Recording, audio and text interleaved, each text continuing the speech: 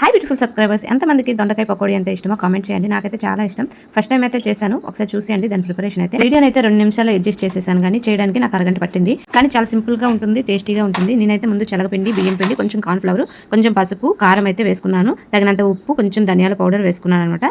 దీంట్లోకి కొంచెం గరం మసాలా కూడా వేసుకున్నాను. వాటన్నిటిని వేసుకొని ఉప్పు తగినంత చూసుకొని వేసుకోండి, ఎక్కువగా ఉప్పు వేయకండి.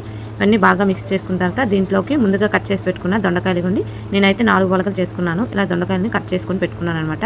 ముందుగా మంచిగా కడిగేసి దొండకాయలు కట్ చేసుకొని దీంట్లో అయితే వేసుకోవాలి. ముందుగా వాటర్ వేయకండి, వాటర్ వేయకుండా కలిపిన తర్వాత కొంచెం చూసుకొని అప్పుడు కొంచెం కొంచెంగా వాటర్ వేసుకోవాలి. ఎక్కువ వాటర్ వేసి కలపకూడదు. దొండకాయల్లోని వాటర్ వస్తుంది, కొంచెం అయితే నాకు వాటర్ పట్టింది. ఇలా కలుపుకున్నాక వాటర్తోని మరి కొంచెం వేసుకొని కలుపుకోవాలి. ఉప్పు సరిపోతే చూసుకొని ఇప్పుడే వేసుకోవచ్చు.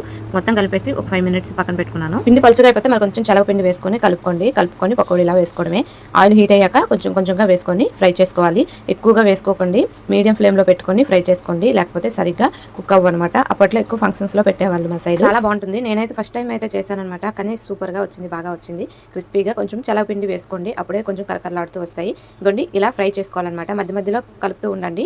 ముందుగా కలిపేకండి, కొంచెం 5 మినిట్స్ కుక్ అయిన తర్వాత కలుపుకొని మధ్య మధ్యలో తిరిగేసుకుంటూ ఇలాగా ఫ్రై చేసుకోవాలి. ఇలాగా క్రిస్పీగా రావాలంటే ఇలా బాగా ఫ్రై చేసుకోవాలి, అప్పుడే చాలా బాగుంటాయి అనమాట. నేనైతే ఫస్ట్ టైం ట్రై చేసిన మంచిగా కుదిరింది. దొండకాయలు ఎక్కువ శాతం తెచ్చుకోను అనమాట, ఎప్పుడో ఒకసారి తెస్తే కర్రీ చేసేస్తాను, ఫ్రై చేసుకుంటాను. ఇప్పుడు ఎందుకో దొండకాయలు కనిపించగానే దొండకాయ పకోడీ గుర్తొచ్చి చేసేసాను అనమాట. దీని తర్వాత అదే ఆయిల్లో పల్లీలు అయితే వేసుకొని ఫ్రై చేసుకుంటున్నాను. ఈ రెండింటి కాంబినేషన్ అయితే చాలా బాగుంటుంది. ఎక్కువగా ఇలానే ఫంక్షన్స్ కి దేనికైనా పెడుతూ ఉంటారనమాట. ఇవన్నిటిని బాగా ఫ్రై చేసుకొని ఒక ప్లేట్ లో వేసుకొని దాంట్లో కొంచెం ఉప్పు కారం మరి కొంచెం వేసుకొని ఇలాగా బాగా మిక్స్ చేసుకోవాలి. ఎందుకంటే పల్లీలకి అంతగా పట్టదు కాబట్టి కొంచెం ఉప్పు కొంచెం కారం వేసుకోండి, ఎక్కువగా వేసుకోకండి. ఇది పప్పుచారులోకైనా నార్మల్ పకోడీ అయినా బాగుంటుంది. ఇప్పటి వరకు ఈ వీడియో చూసిన వాళ్ళకి చాలా థ్యాంక్ యూ. లైక్ చేసుకోండి, సబ్స్క్రైబ్ చేసుకోండి. Thank for watching. బాయ్.